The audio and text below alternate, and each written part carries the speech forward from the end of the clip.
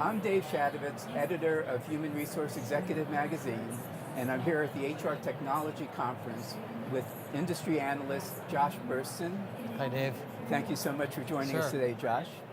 I know that you're working on this report, and earlier today you talked about it, called the HR Technology Market 2019. Tell me what led you to work on this and pursue this project.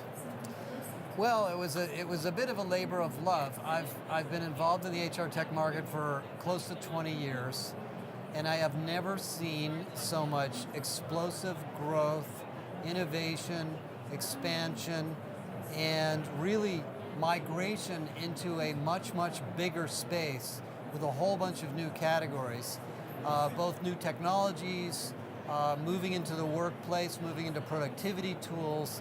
And I felt that and I know this through talking to many HR leaders, buyers are struggling to figure out what this market is all about, what are the segments, what are the growing areas, what are the areas that are new versus old, what does the architecture of the future look like, how do I evaluate vendors? So without getting into every single product and what it all does compared to each other, what I'm going to do in this report is give you a sense of the whole space and how big it is, what's growing, what are the categories, and what are the real drivers of success. And that's what I hope to do in this study.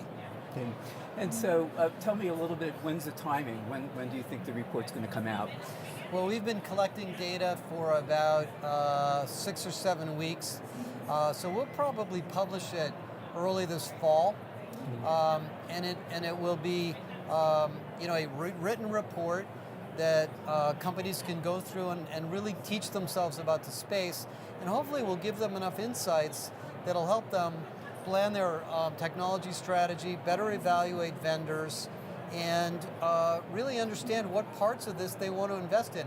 Everybody can't invest in all of these technologies. There's just too many, because the market has moved from what used to be core, record-keeping transactional systems into systems of productivity, systems of engagement, learning, career, recruiting, AI. We're going to look at AI in some detail, advanced augmented analytics. We're going to look at all of these spaces. And I think it'll help companies decide, what do we do this year? What do we do next year? What is the landscape of vendors we want to talk to? Who are the companies we don't necessarily need to talk to? I hope we can give them that insight.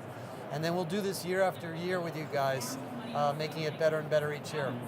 Yeah, and what kind of HR disciplines will be part of this? What do you envision it entailing? Well, we've got basically 38 different categories already. We're going to cover core HR, workforce management, pay and rewards, talent acquisition, integrated talent management, learning, career management, analytics, and an area we call workforce productivity, which is really tools that we used to think of as IT tools that are now really HR-driven productivity tools. And within all of those categories, we're going to look at not only the vendor space, but also what is the role of AI, what is the role of augmented analytics, what is the role of the employee experience technology that's coming into the market. So I'm going to try to make sense of all of that. Okay. And do you have some sense of what some of the early findings are that you'll be able to share? I think that I already know. There's really a set of findings. The first is that the market is moving well beyond the cloud to highly innovative solutions that are not only great data management and record-keeping solutions, but basically give employees direct support in their work. The whole theme is what I call HR and the flow of work. How can HR deliver solutions to where people are today to improve their productivity on the job, including candidates, leaders, managers, and individual employees? How can HR tools take advantage of the new way people work, the networked organization models we operate in, the team-centric work environment that we have, and all the productivity and messaging tools that we have? So I really think the report will cover all of that, and it will also try to make sense of how big AI is and whether AI is something that we need to worry about, or it'll just be uncovered individual behind the scenes. I know everybody's concerned about that right now.